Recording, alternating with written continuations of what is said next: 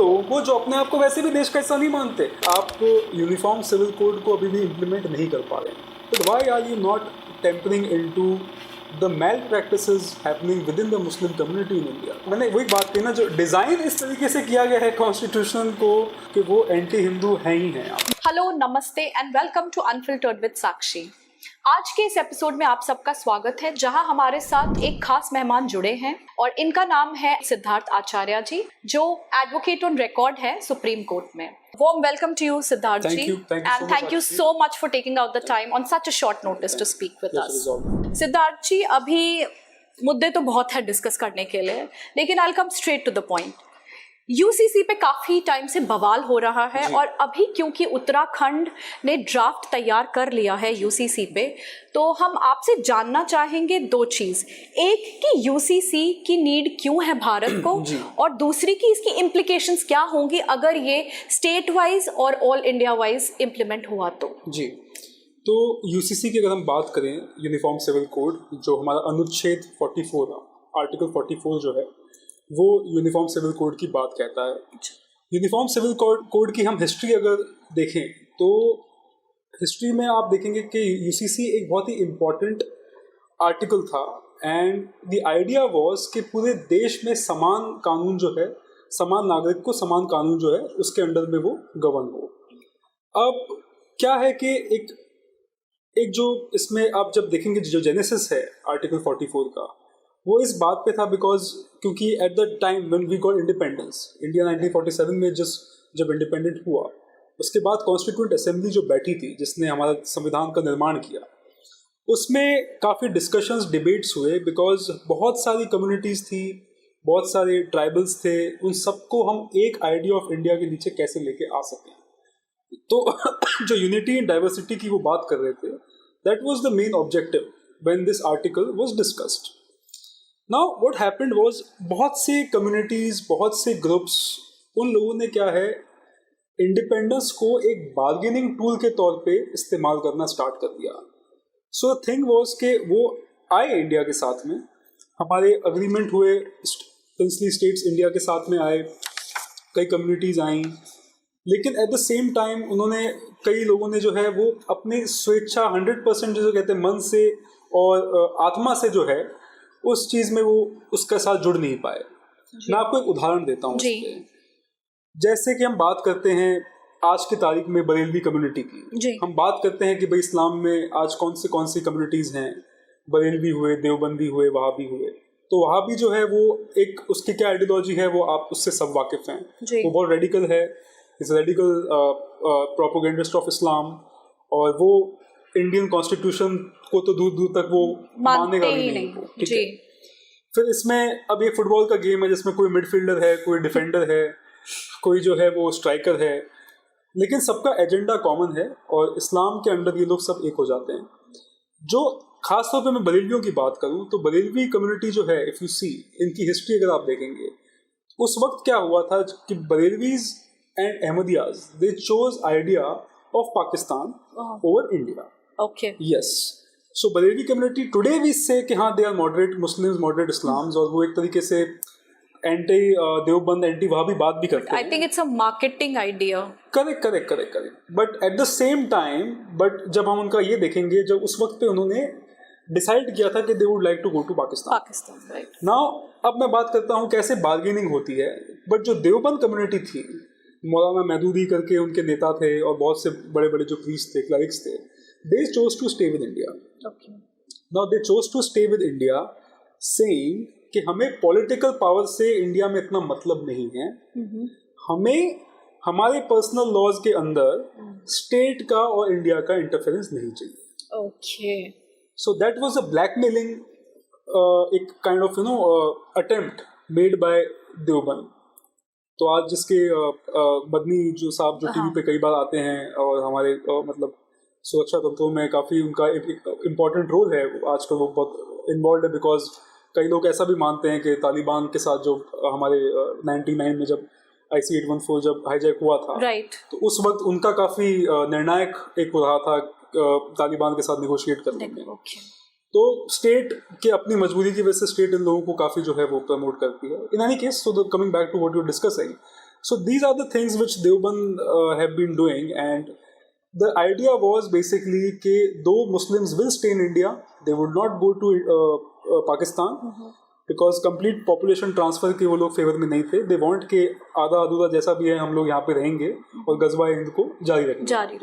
That was the idea, right? तो personal laws में आप आइए मत. और अब आप ये डाइकोटोमी देखिए यहाँ पे क्या है. 1955-56 में हिंदूज के जो है लॉज कोडिफाई होते हैं. Hindu marriage act, Hindu succession act, Hindu adoption and maintenance act, ये सारे कानून बनते हैं. मतलब आप स्टेट की उस वक्त की गलतियां देखिए आप, मतलब क्या क्या उन्होंने नहीं किया है हिंदू रिलीजन को एक तरीके से सेकंड क्लास सिटीजन कन्वर्ट करने में. सेकंड क्लास बोल रहे हैं, आई थिंक हम कहीं ना कहीं 8th क्लास सिटीजन है. अगर आप देखें कंपैरेटिव एनालिसिस करके तो अपने ही देश में हमें अपने ही राइट्स के लिए कितनी लड़ाई करनी पड़ रही है. हाँ, अब दूसरी चीज आप ध्यान दीजिए, इस वक्त तक हमारे कॉन्स्टिट्यूशन में सेकुलरिज्म वर्ड भी नहीं था. नहीं. आपको क्या जरूरत है कि आप हिंदुओं को जो है वो आप उनको मॉडर्न बनाना चाहते हैं, और जो लोग एक्चुअली जो आधा अधूरा मतलब जो है जिनको बनने की जरूरत है, जिनको एक्चुअल मॉडर्नाइज करने की जरूरत है, उनको आप रीच आउट ही नहीं कर रहे. So this cause on the hypocrisy of the state at that point of time, and I think it continues today. Exactly. In some way और द अदर हमारी जो पॉलिसीज हैं वो अभी भी, मैं आइडियोलॉजी की बात नहीं कर रहा, मैं बात purely governance point of view से बात कर रहा हूँ. If I would like to make that clear, हम अभी भी जो 50s में चलता आ रहा था, हम आज भी उसी तरफ हैं. बिल्कुल करेक्ट. तो 55-56 में हमारे ये हिंदूज के लॉज कोडिफाई हुए एट लार्ज. काफ़ी सारे जो हमारे मठ के जो शंकराचार्य वगैरह थे वो लोग इस चीज़ से ना खुश थे, because it was a kind of direct imposition and interference. Exactly. Now that selective imposition, what happened was कि हिंदूज को लगा कि आप हमारे रिलीजन के उसमें तो आप क्रैकडाउन कर डाल रहे हैं, हाँ, लेकिन बट आप मुस्लिम्स को जो है एम्बिट से बाहर रख रहे हैं आप. हाँ. And there was no constitutional framework within which it was done. Now you talk about the modernization of Hindus. आपने वो किया, fair enough, ठीक है, आपका आइडिया था, आप चाहते थे कि भाई हिंदू सोसाइटी में जो कुरीतियाँ हैं उन चीज़ों से क्या है लोगों को मुक्ति मिले. आपका आइडिया हो सकता है सही गलत, it's a different question of debate. But why are you not tempering into the malpractices happening within the Muslim community in India? Perhaps we all know the answer. Right. जो तो सो अपीजमेंट के जो आपने जो सीड्स हैं वो उसी वक्त आपने सो कर दिए थे इंडियन सोसाइटी में. तो आपने एक तरीके से जो है, आप जब आइडिया ऑफ इंडिया की बात कर रहे हैं तो आपके आइडिया ऑफ इंडिया में तब से फॉल्ट लाइंस हैं. ये यूसीसी जो है आपने तब से इम्प्लीमेंट होने नहीं दिया. राइट. हाँ, यूसीसी को इम्प्लीमेंट करने की बार बार बात भी उठी. जनसंघ ने बात उठाई इस चीज़ की, जनसंघ ने उसको अपना एक कोर एजेंडा बनाया. आर्टिकल 370 हटाने के साथ साथ में अपना राम मंदिर निर्माण के साथ तीसरा एजेंडा उनका यूसीसी का था. Now coming back to when BJP came to the power in 1998, they came in 1996 for 13 days. जब 1998 में जब उन्होंने सरकार बनाई, 6 वर्ष उनको सरकार मिली, उन्होंने यूसीसी को हाथ भी नहीं लगाया. Right. Now again the reason which they give is the political compulsion because of the coalition government. कोalition था. Fair enough. 2004 से 14 के बीच में फिर 10 साल यूपीए रही.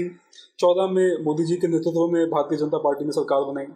अब 14 में सरकार बनने के बाद में आपने बहुत कोर एजेंडा जो है उसको अच्छे से बहुत एड्रेस किया है, बट समवेयर आप यूनिफॉर्म सिविल कोड को अभी भी इम्प्लीमेंट नहीं कर पा रहे हैं.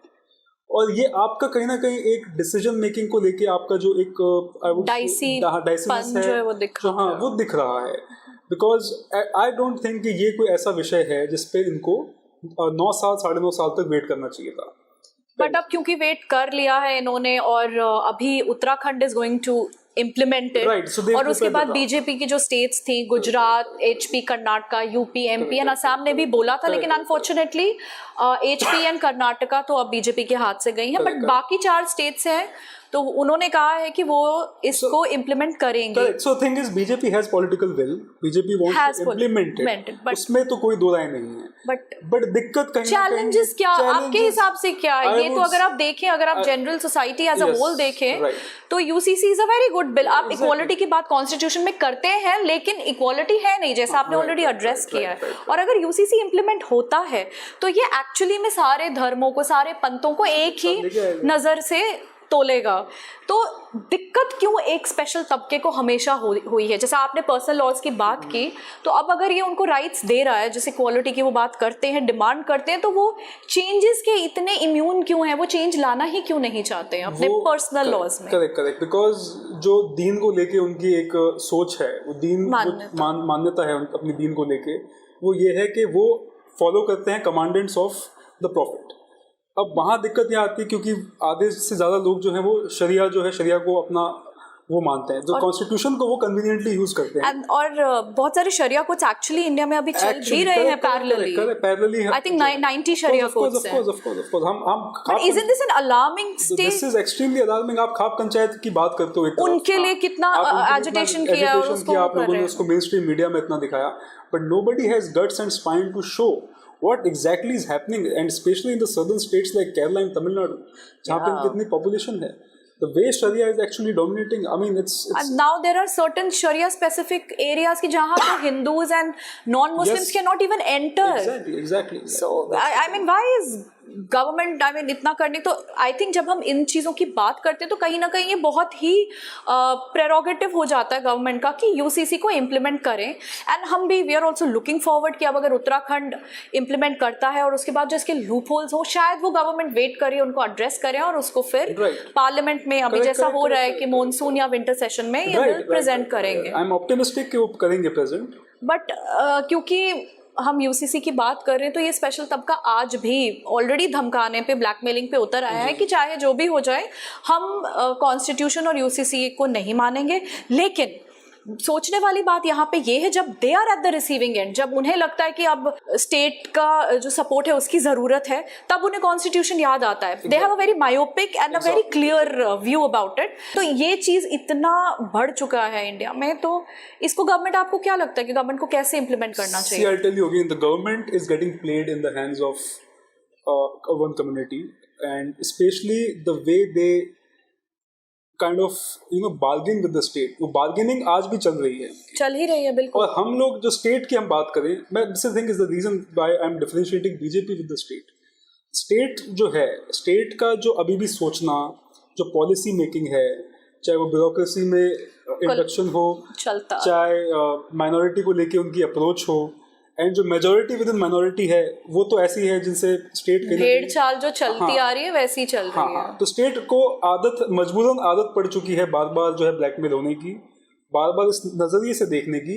एट द सेम टाइम जो चीज़ मैंने आपसे कही कि मुस्लिम कम्युनिटी जो है उसके साथ ये है कि भाई the moment they are at the receiving end of some law, of some reform for that matter, what they do is they start blackmailing Indian political dispensation with the fact that they will create a ruckus and they will get the support of the external powers। Okay। if इनके religion में या इनके आपने internal उसमें आपने interfere किया तो ये स्टेट को डर हमेशा लगा रहता है अपना, बिकॉज द मोमेंट थोड़ा सा भी आपने इनको जो है आपने नाराज़ किया इनको, या थोड़ा सा भी आप इनके साथ डील करते वक्त आप इस चीज़ के बारे में ध्यान नहीं रखते हैं, सो स्टेट जो है it comes under the fear कि अरे हम आइसोलेशन में नहीं आ जाए, बिकॉज टुडे OIC जो है उसमें 57 मुस्लिम कंट्रीज हैं, हमें अपना रिलेशन जो है उनके साथ में ख़राब हो जाएगा।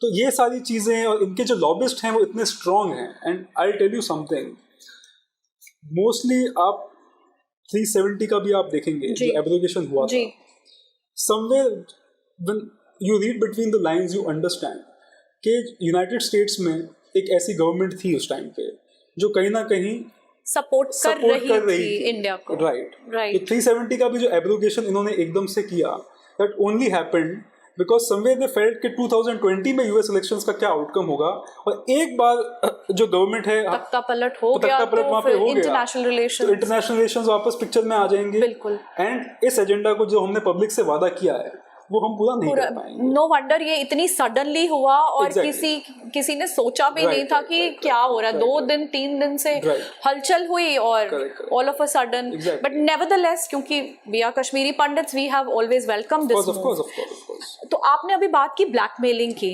अब अगर हम बात करें क्या हम इस ब्लैकमेलिंग को डायरेक्टली सिक्योरिटी थ्रेट के साथ अगर जोड़ के देखें तो क्या सरकार के लिए इंटरनेशनल रिलेशंस मेंटेन करना ज्यादा इंपॉर्टेंट है कि अपने देश की सुरक्षा पे ध्यान देना ज्यादा important? Obviously national security should, but ऐसा कर नहीं रहे सर। वही मैं आपको बताना चाहता हूँ कि national security should be the priority, but it is not, unfortunately. But unfortunately, what is happening is that the present dispensation which is there in the power right now, they have power in the office. So वो office में तो हैं, but वो power में actually नहीं है. Kashmir files का dialogue याद आ रहा है. Exactly. सरकार किसी की भी हो, लेकिन इकोसिस्टम तो हमारा है, और एक्चुअली में ऐसा ही हो रहा है. तो जैसे आपने ब्लैकमेलिंग का बताया, उनको सबकी चिंता है, लेकिन वो ये नहीं देख रहे हैं कि there are so many intelligence reports जो डायरेक्टली इस चीज को आप प्रेजेंट करते हैं. आप कश्मीर में देखिए ना, पोस्ट एब्रोगेशन पिछले 4 साल में क्या हुआ, एक भी इंसिडेंट नहीं हुआ है. अभी तो टेबल जो उन्होंने सरकार ने अपना एफिडेविट फाइल किया है उसमें क्लियरली मेंशन किया, फैक्ट्स एंड फिगर्स से मेंशन किया. स्थिति बदली है. इनफैक्ट हम भी 1 महीना पहले वहां होके आए हैं, और ये लोग विकास जो चिल्लाते हैं, उनको एक्चुअली में कश्मीर में एक बार जाके देखना चाहिए. और कश्मीर को मैं ये अपने व्यूअर्स को बोलना चाहूंगी, अगर आप विकास की बात करते हो, कश्मीर को जम्मू से आप एक बार कंपेयर करके देखिए और फिर देखिए कि Jammu actually is the step child. Exactly. अभी यूसीसी के लिए जो इन्होंने कमीशन ने, लॉ कमीशन ने जो रिकमेंडेशंस की थी, 20 लाख प्लस उनको आई हैं कुछ टाइम पहले तक. So that means even people are getting more conscious about their rights, and now they know what to expect from the government, and they have suggested. इस पे एक और सवाल, क्योंकि मैं अभी न्यूज़ आर्टिकल पढ़ रही थी और आई वाज रीडिंग कि यूसीसी का जो ये बिल है उसमें क्या क्या मेन पॉइंट्स है. उसमें 2-3 चीज़ें मुझे स्ट्राइक की कि उत्तराखंड ने बोला है जो उनके यूसीसी के अंडर जो लिव इन रिलेशनशिप्स होंगे उनको वो रजिस्टर कराने पड़ेंगे. और एक चीज़ उन्होंने बोली है कि जो गर्ल्स की मैरिजेबल एज है across all faiths and religions वो बढ़ा दी जाएगी, which is actually a welcome step. ये जो लिव इन रिलेशनशिप, इसके what are they trying to achieve. और ये भी बोला है कि गवर्नमेंट जॉब के लिए अगर 2 से ज्यादा बच्चे होंगे तो आपको दिक्कत आएगी. I'll tell you something, होंगी और कैसे होंगी. हाँ, द वे जिस तरीके से ड्राफ्ट आया है, आप देखेंगे in theory it looks good, it looks on paper it looks very good, absolutely. But ये बार-बार इस बात को समझ नहीं पा रहे हैं कि हाउ मुस्लिम कम्युनिटी थिंक्स. जो प्रैक्टिकल डिफिकल्टीज इनको आएंगी इस चीज़ को इम्प्लीमेंट करने में, आप इन लोगों को रेगुलेट नहीं कर सकते, और आप रेगुलेट करना चाहोगे भी तो ये रेगुलेट होना नहीं चाहते. जैसे मैंने आपको कहा कि भाई इनको जैसे कॉन्स्टिट्यूशन का सिलेक्टिव यूसेज पसंद है. जब मोमेंट इनको लगता है कि state is going to crack down, तब इन्हें कॉन्स्टिट्यूशन याद आता है. तब तक वो शरीयत के हिसाब से चलना पसंद करते हैं. वही चीज़ है कि जब तक 10% से नीचे हैं तब तक वो जो है अच्छे. बट क्या ये 10% से नीचे नहीं, मैं कह रहा हूँ एक सोशल डेमोग्राफिक सिनेरियो में हाइपोथेटिकली जब वो 10% से नीचे होते हैं. बट आई थिंक कहीं ना कहीं जो आप बोल रहे हैं गवर्नमेंट नोज कि क्या है और क्या हो सकता है. राइट. सो वही मैं आपको कह रहा हूँ, in theory it looks very good. आप हमारे देश में कब से 2 बच्चों का कानून है कि भाई आप उसके तो आप देखेंगे गवर्नमेंट स्कूल्स के बाहर वो पेंटिंग्स तो आप देखते ही रहते. बिल्कुल. But they are all over the place. But reality क्या है ये सबको पता है. तो इस कंट्री में एक जो specially with in Muslim community जो लॉ को लेके एक रिस्पेक्ट है वो बिल्कुल भी नहीं है. और एनार्किस्ट जो हैं वो ये लोग होते हैं by nature. So the thing is, आप इन लोगों का अगर आप जनरल जो सोशल ट्रीटमेंट या जो सोशल इनका एक एटीट्यूड है वो ये नहीं है कि भाई हमको रूल ऑफ लॉ में बिलीव करना है. पहली चीज़, रूल ऑफ लॉ, कॉन्स्टिट्यूशन, ये किताबें इनके लिए बहुत सेकेंडरी हैं. इनका यूज़ तभी करना है जब इनको फ़ायदा होगा. द मोमेंट आप रिसीविंग एंड पे होंगे, ये बिल्कुल भी जो है आप कॉन्स्टिट्यूशन पे आ जाएंगे, और the moment Hindus receiving end पे होंगे तब इनको शरिया याद आता है. सो ये चीज़ हर कानून जो इस देश में जहाँ पे बन रहा है, वो इस जो कानून लोग बना रहे हैं उनको ये चीज़ को ध्यान में रखना पड़ेगा. May be you can put lot of fantastic policies and you can legislate some amazing codes and legislatures, right. But unfortunately the problem is that जिन लोगों पे ये implement होने वाला है वो लोग बहुत ही घुनने और बहुत उसमें जिसे कहते हैं एकदम वो बहुत इस चीज़ को ज़्यादा नहीं मानेंगे, and it is going to create further trouble. जैसे कि अब आपने बात की लिव इन की, मोमेंट आप कोई नाम चेंज करके रहने लग जाए, बिल्कुल उसकी क्या लीगल जो है वो एक तरीके से बाइंडिंग है उस चीज़ पे. So the thing is the bill at जो मैंने प्राइमा फेसी देखा है, it has lot of flaws and even the government knows it.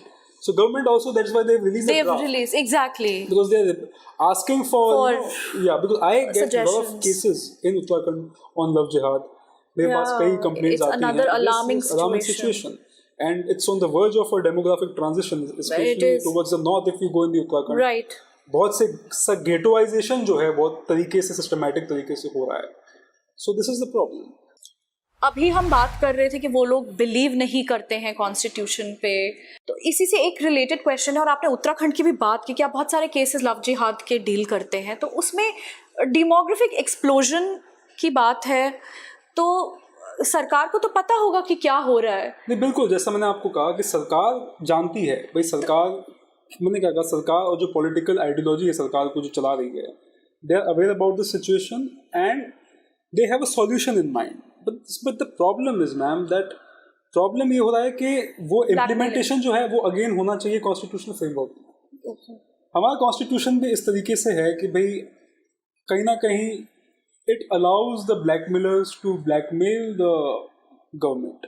But constitution अगर आप देखें तो कॉन्स्टिट्यूशन भी 10 कंट्रीज की वो जो कॉन्स्टिट्यूशंस थी उनको देख के ड्राफ्ट किया गया. उस टाइम पे जब उन्होंने कॉन्स्टिट्यूशन बनाई, hats off to them, but they did not think कि हमारी जो हमारा कल्चरल लैंडस्केप है दैट इज एंटायरली डिफरेंट, जो हमारा रिलीजियस लैंडस्केप है, मल्टीकल्चरलिज्म, उन्होंने ये पॉइंट्स कंसिडर ही नहीं किया. उन्होंने रैंडमली उठाया और उस पर डाल दिया. बट अब ये जो सरकार है, मोदी सरकार है, फुल मेजोरिटी में है, और हमें भी पता है our constitution, there are so many things in our constitution जो even a layman knows are redundant. तो क्या सबसे पहले सरकार को कॉन्स्टिट्यूशन को अमेंड करके नहीं शुरुआत करनी चाहिए टू वॉक द टॉक?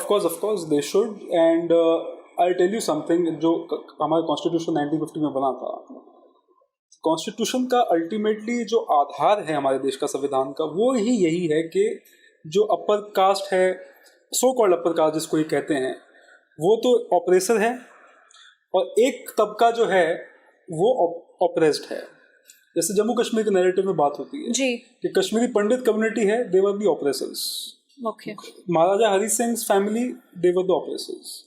जो कश्मीर मेजॉरिटी है Muslims, they were the oppressed. So आपका हिस्टोरिक रिकंसिलिएशन किसी भी लॉ को बनाने का इस आधार पे अगर है कि एक कम्युनिटी तो विलन है और एक कम्युनिटी वो बेचारी विक्टिम है. But it's all about perceptions and marketing a bad idea. But that has been the perception when they made the laws. And the ones who made the laws, most importantly. Exactly, yes. So कहाँ से सब कुछ आ रहा है? You have to see that. Exactly. उसमें कोई दो राय नहीं है कि वो एक biased, myopic view लेकर बनाया गया. आपसे ये सवाल पूछ रहे कि उन्हें तो ये मूव फुल मेजॉरिटी में है, आपको किसने रोका है?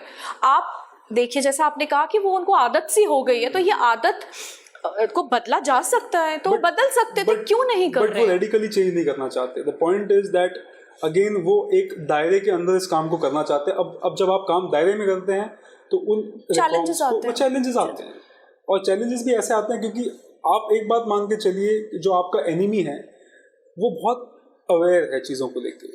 Miles ahead of us. Exactly, they are miles ahead of you. Miles ahead of us. The ecosystem is so strong. Marketing, legal aid, सब कुछ है उनके पास. शर्मा के केस में देखिए, जी, you'll get the perfect example. The way it exploded. After a few days. Yes. So हम बात करते हैं Modi ji goes to X country, Y country, Z country. But जो countries वो जाते भी हैं, everything erupted. हमारे diplomats को समन किया गया. Exactly. कतर में एक स्टेटमेंट जो भी उन्होंने कोई फैक्चुअल बात कही है, उन्होंने she had just simply quoted from a religious book. Right. But उनके साथ भी ये चीज हुई. तो आप देखिए उस प्रेशर में हमारे प्रेजेंट पॉलिटिकल डिस्पेंसेशन को उनको पार्टी से सस्पेंड करना पड़ा. तो आप इस चीज को समझिए कि वो लोग आपसे बहुत आगे हैं, वो आपसे बढ़ रहे हैं. हमें काम करना है, हमें अपना काम करना होगा. बट दिक्कत ये आ रही है कि क्योंकि as long as battlefield में आप कैसा होता है ना मैम, कि अगला जो है व्यक्ति वो किसी रूल को मानता नहीं, वो किसी लॉ को मानता नहीं, वो कॉन्स्टिट्यूशन को मानता नहीं. आप कहेंगे मैं तो लॉ से ही चलूंगा, मैं कॉन्स्टिट्यूशन से चलूंगा, मुझे तो लॉ ऑफ द लैंड जो है वो सुप्रीम है मेरे लिए. लेकिन आप रूल से चलेंगे तो आप उसके स्पीड को कैचअप नहीं कर पाएंगे. एब्सोल्युटली. यही और वो मानते ही नहीं, उस हिसाब से चल ही नहीं रहे हैं. तो जब आपकी एनिमी की स्ट्रैटेजी कुछ और है, जो वेस्टेड इंटरेस्ट है उनकी, जो एक्सटर्नल फोर्सेस है उनकी strategy is to just break India and fulfil their agenda. They are out strategising you. Absolutely, at every step. So I think government should actually take this Yes, point obviously. on priority and reconsider, changing the constitution from the very start, because वो Indian ethos के साथ jail ही नहीं करता. आप constitution पढ़िए, उसमें ऐसी कोई समानता ही नहीं है, उसमें तो सिर्फ भेदभाव है जनरल क्लास को. तो जैसे मैं आर्टिकल 44 की बात, यूनिफॉर्म सिविल कोड की बात करूँ मैं, हमारे 3 आर्टिकल्स जो हैं वो हमारे कॉन्स्टिट्यूशन के पिलर्स हैं. राइट. आर्टिकल 14 जो इक्वालिटी की बात, राइट. क्या आपको लगता है 44 आर्टिकल 14 के साथ विथस्टैंड करता है? बिल्कुल भी नहीं करता. आर्टिकल 19 जो है वो राइट टू फ्रीडम की बात करता है. Do we have the rights? We have the rights for constitution. But constitutionally, theoretically we have, but practically we तो मैं don't वही have. बता रहा हूँ आपको, जस्ट एज अ लेमैन भी अगर आप इस बात को समझना चाहेंगे तो आर्टिकल 44 यूनिफॉर्म सिविल कोड की बात करता है, सर्वधर्म सद्भाव की बात करता है, सब रिलीजन्स को अपने अंडर लेके सबके लॉज जो है वो यूनिफॉर्म होने चाहिए उसकी बात करता है. क्या आर्टिकल 14 के टेस्ट को वो क्लियर कर पा रहा है? एज अ लेमैन आप बताइए, नहीं करेगा. इसी बात पे आपसे सवाल, इक्वालिटी की, रिलीजियस फ्रीडम की बात करता है, तो ये जो act places of worship act है, what about that? Isn't it a huge discrimination to the majority of this nation? इन्होंने 1991 में places of worship act आया है, तो अभी क्या सरकार के पास इतनी कौन सी मजबूरी है कि वो अपने जो मेजर वोट बैंक है उनको क्या ग्रांटेड लिया हुआ है कि उनको पता है कि हम चाहे कुछ भी करें हमें वोट तो इनसे मिलेगा ही मिलेगा.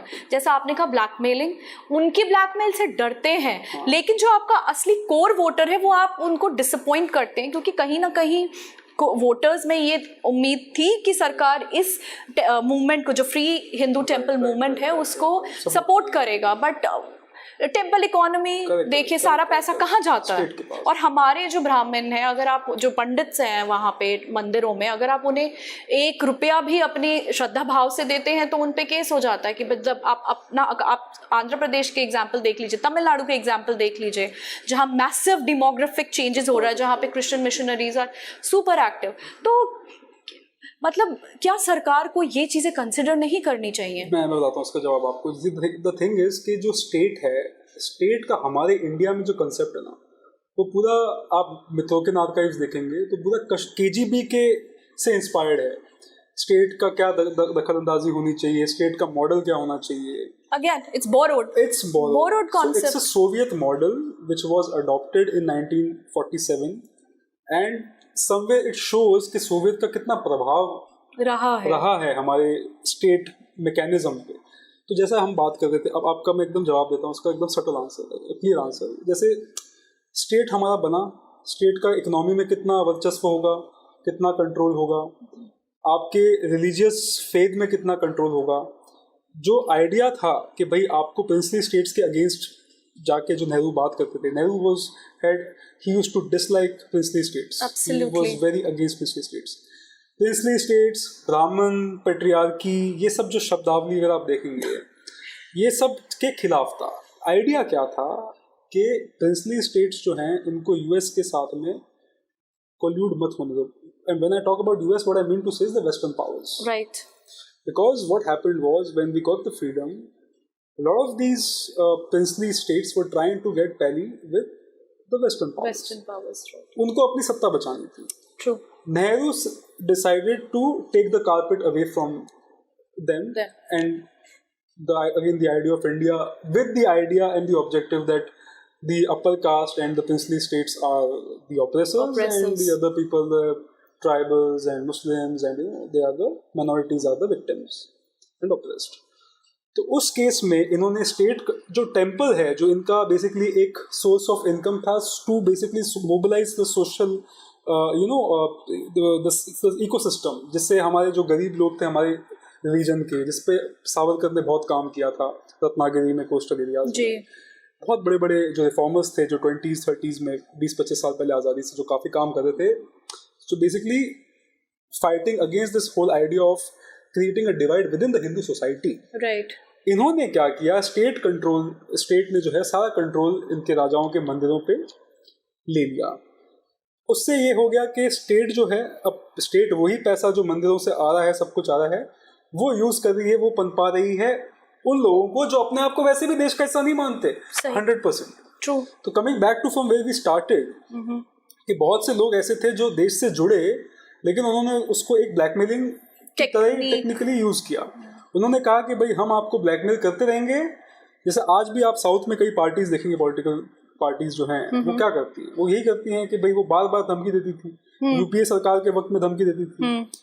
सोनिया गांधी को आखिर में अपने हस्बैंड के हत्यारों की सिंपैथेटिक पार्टी के साथ में अलायंस करना पड़ा, कोलिशन करना पड़ा सेंटर में रहने के लिए। तो ये हमारा जो स्टेट है इस जगह पे आ चुका है, भूल जाते हैं सब कुछ। हम वही बात है ना, तो हम पॉलिटिक्स अबव एवरीथिंग। एग्जैक्टली।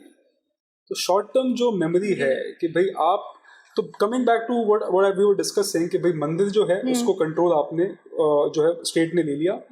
उस वजह से क्या हो गया कि आपका जो समाज, जो गरीब तबका है, वो आपसे दूर होता जा रहा है। With in Hindu society fragmentation बढ़ता जा रहा है, डिवाइड बढ़ता जा रहा है, और दलित कम्युनिटी जो बार बार जो एक एजेंडा थोपा जाता है हम पे कि Dalit never considered themselves as Hindus. Ambedkar को भी उनके एक टाइम पे कुछ जो आर्टिकल्स उनको कोट किया जाता है कि भाई जो अम्बेडकर जिनको कोट करते हैं, Max Muller, he was a German propagandist hired by the British to exactly do what we are seeing today. Right. And he has succeeded. तो हमें ये सब आज एनालाइज करने में 70-80 साल लग गए हैं। तो आप सोचिए किस लेवल पे गेम चल रहा है। आप वही हम आज तक डिसेक्ट कर रहे हैं हिस्ट्री को। 70 साल बाद एक ऐसी सरकार आई है जो हमको एटलीस्ट अब ये बातें बोलने की आज़ादी दे रही है, लिबर्टी दे रही है। नहीं तो 67 ईयर्स तक तो क्या इस देश में हालात रहे होंगे, आप सोच सकते हैं। बिल्कुल।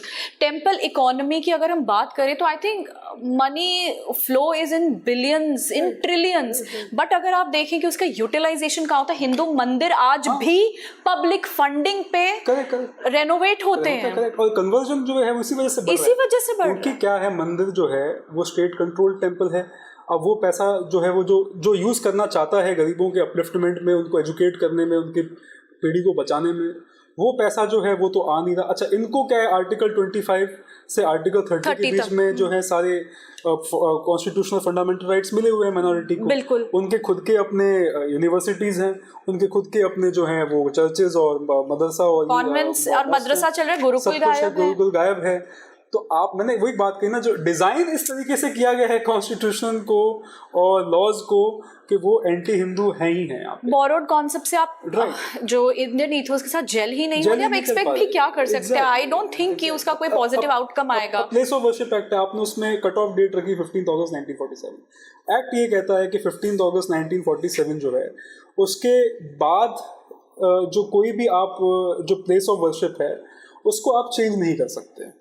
So what technically they are saying is कि 47 से पहले तो इंडिया का कोई इतिहास ही नहीं था।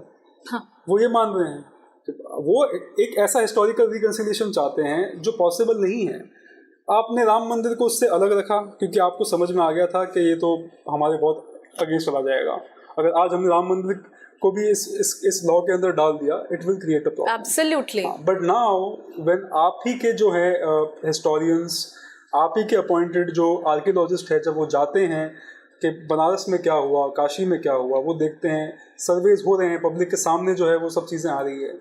तो it's again the thing is कि भाई एक कम्युनिटी जो है आप उसको सारे के सारे जो हैं आप फ़ायदे पहुंचा रहे हैं अपीजमेंट में। और ये सब प्लेस ऑफ वर्शिप एक्ट वगैरह है क्या, ये सब अपीजमेंट पॉलिसी का पार्ट है। एब्सोल्युटली। और क्या है, व्हाई एल्स कि a Hindu can not file a suit, a Hindu can not file a writ petition in the high court अगर उसको ये चैलेंज करना है कि भाई ये पीस ऑफ लैंड जो है वो मेरे पुरखों का है या हिंदुओं का है, हिंदू रिलीजन का है। अगर वो जो जगह जो है वो कैप्चर किया है किसी अटैकर ने या किसी इन्वेडर ने, so that takes away the right. Again, does it withstand the Article 14? Absolutely not. It is contradictory. So ये consciousness जो हिंदू सोसाइटी में आई है, but frankly speaking, I mean, आपका भी बहुत अच्छा रोल रहा है साक्षी, जिसमें आप जैसे लोग जो हैं जो YouTube पे इन बातों को लेके आते हैं, सोशल मीडिया पे सब बात करते हैं। Thank you for appreciating us. बिल्कुल of course. And the thing is, ये consciousness जो है हिंदू सोसाइटी में it has started building. Though it is little late. But nevertheless, at least, yes. It is, because I can quote many examples of the changes on the ground. Absolutely. जैसा मैंने आपसे अभी discuss किया था, rest in peace से ओम शांति पे आ गए हैं। अब लोगों को समझ में आ गया। मार्केट जैसा आमिर खान ने 2015 में कहा था कि भाई he feels very insecure, he received massive backlash. और आज 8 साल में उनके क्या ब्रांड वैल्यू है वो आप देख सकते हैं। Exactly. कहीं ना कहीं you cannot deny. You can't take people for right. No, absolutely. अब नहीं, और वो होना भी नहीं चाहती। हाँ, हालांकि बहुत स्लो प्रोसेस है, बट हम ये भी कैसे भूल जाएं कि इतने सालों का, इतनी सेंचुरीज का, I wouldn't even call it साल, I would call it centuries, जब पोर्चुगीज आए उसके बाद व्हाट डिड दे डू, उसके बाद ब्रिटिश आए, then what did they do, उसके बाद जो हमारी लिबरल जमात आई 1947 में, उसके बाद जो हमारे इतिहास के साथ छेड़छाड़ हुई, हमें सचली हिंदू होने पे डाउन मार्केट शर्म आने लगी थी। हमें ये जताया जाता था कि आप अगर कोई हिंदू सिंबल फ्लॉन्ट करते हो तो आप डाउन मार्केट हो, आपकी कोई वैल्यू नहीं है। तो ये चीजें कहीं ना कहीं सटली चेंज हो रही हैं। सो आप देखिए सरकार के, आप ये भी नहीं डिनाई कर सकते कि 2014 में जब सरकार बनी तो उसके बाद ही ये चेंज हुआ है। और सरकार बार बार एक ही बात कहती है कि हमारा काम सब कुछ करना नहीं, जो सिविल सोसाइटी मूवमेंट कर सकता है वो सरकार नहीं कर सकती है, क्योंकि सरकार at the end of the day सबकी है, लेकिन आपका धर्म, आपकी धार्मिक ड्यूटी वो तो आपकी पर्सनल चॉइस है। जो कम्युनिस्ट हिस्टोरियंस थे एक्चुअली अर्ली 50s 1950s से, और इनका जो पूरा कबाल था, व्हाट दे डिड वाज कि सी दे ऑलवेज न्यू कि it's a complex country to run. Absolutely. और ये होल आइडिया के 1947 से ही इंडिया की हिस्ट्री है। हम नेशन है ही नहीं, हम तो एक सिविलाइजेशन है। उसे कैसे, हमारा इतिहास तो पत्थरों पे लिखा हुआ है, आप उसको कैसे मिटाओगे? तो वो चीज़ वहीं से रूट होती है। हिस्टोरियंस ने उस चीज़ को धीरे धीरे जो है एक स्टॉकहोम सिंड्रोम डेवलप किया। एग्जैक्टली, बहुत ही सिस्टमैटिक तरीके से हमारे इन्वेडर्स ग्लोरीफाई होने लगे, हमारे मुगल सब कुछ बन गए। अगर आप मॉस्क और हमारे टेंपल की उस टाइम पे कंपेयर करें, आप आर्किटेक्चर देखें, आप खुद समझ जाएंगे। बट क्या जताया जाता है कि वो आए, पेरेंट्स को लगने लगा कि हमारा बच्चा जो कॉन्वेंट में जाएगा वो एलिट होगा, वो अच्छा एजुकेटेड होगा। So the whole perspective about social, securing your social status. It is considered prestige to have to send your kids. I am a convent student myself, but I'll tell you, even my mother did not know. My mother did not know what convent actually means, and I think 99.99 Hindu parents do not know what actually does convent mean. They got confused between a school which was a convent school and which is an English medium school where they will learn to speak English. Absolutely. Speaking English modernization is important to क्योंकि to open your changing world. Keeping pace with the changing world, but on what cost is something they don't understand. I have seen conversions in front of me. Yes. I have so many examples to quote. Having said this, last question है कि जो population control bill है, again एक ही सवाल, इसकी जरूरत क्यों है और इसके implications क्या होंगे हिंदू सोसाइटी पे and Indian society as a whole? क्योंकि कहीं ना कहीं अगर आप इसे स्टडी करें या अगर आप थोड़ा एनालिसिस करें तो आप ये समझेंगे कि Hindus at the end will be eight the receiving and. देखिए उन्हीं की पॉपुलेशन पे इम्पैक्ट, क्योंकि वो आज भी आप देखिए 2 बच्चों से ज्यादा तो किसी घर में है नहीं।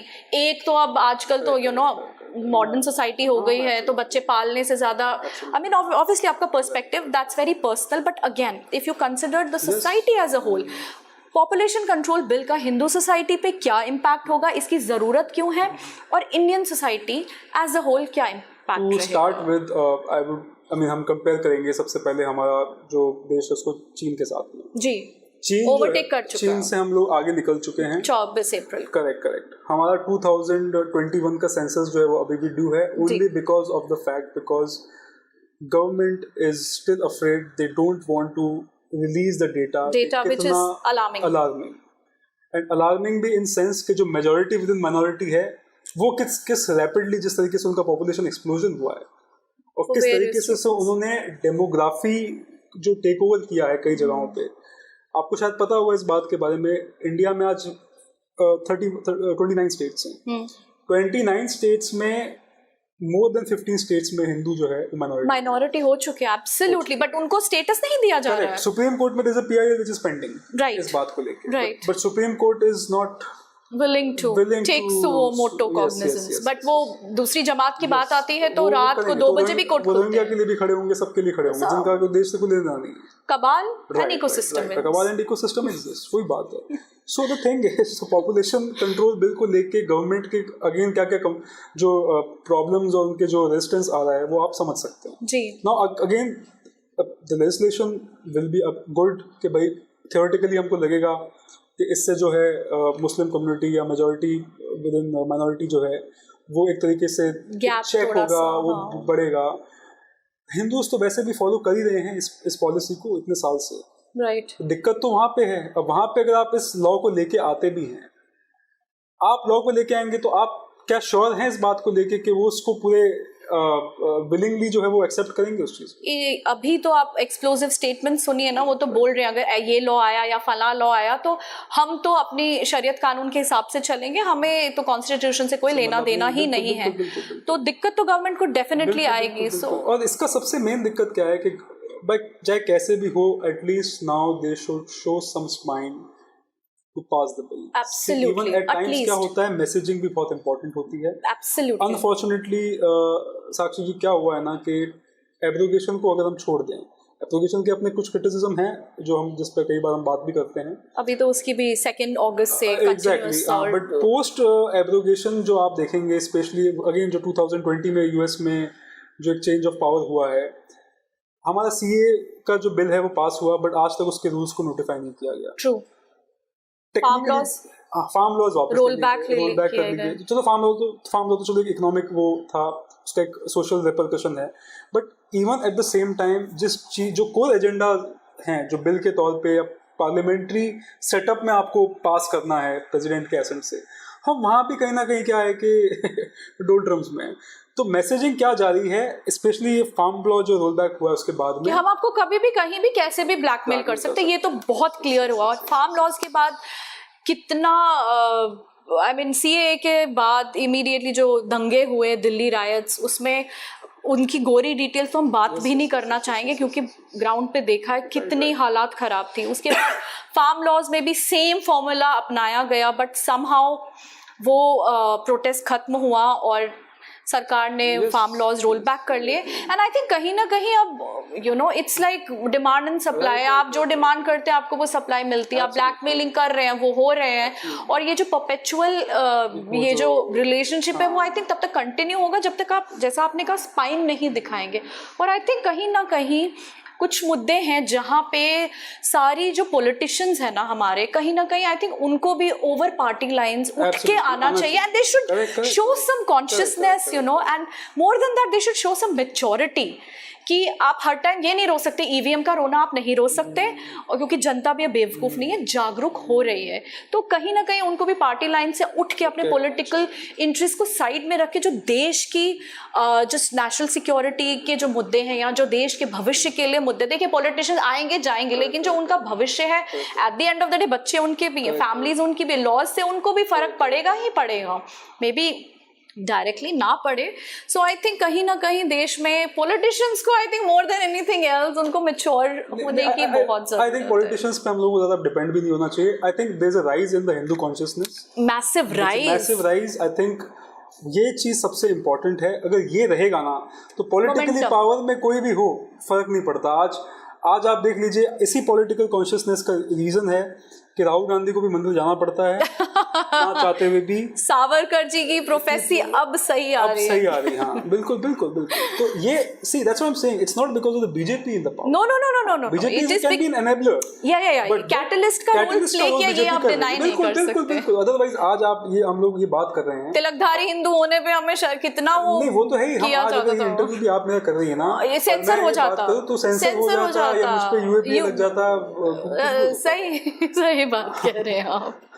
So you have to give due credit to the government, but as a as somebody who is both critical and appreciative of the government, हम चाहते हैं कि government at least ये मुद्दे आप ये सोचें कि exactly as a well-wisher of the government and as a very proud nationalist, हम चाहते हैं कि इन मुद्दों को government seriously ले और थोड़ा सा अपना, देखिए, appeasement से ऊपर उठ के देश के भविष्य के लिए, क्योंकि देखिए हम आज हैं, हमें उतनी ज़रूरत नहीं है, लेकिन जो हमारी future generation है आज की करनी उनकी भविष्य को डेफिनेटली डिटरमाइन करेंगे.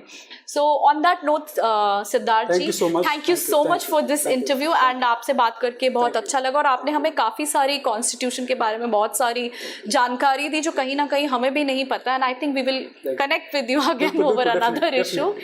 And viewers, thank you so much for watching this interview. Thank you.